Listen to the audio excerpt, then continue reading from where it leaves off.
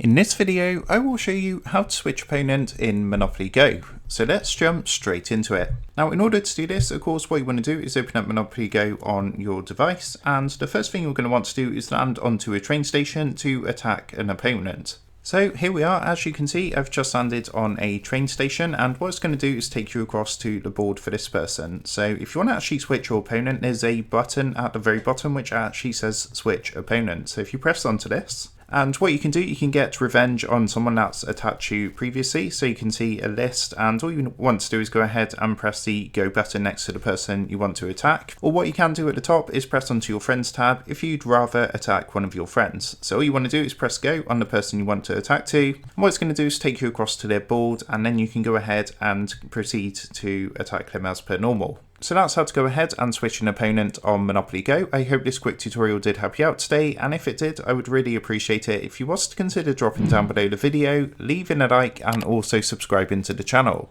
With that being said, I just want to take a minute to thank you guys for watching this quick tutorial, and I will see you in the next video.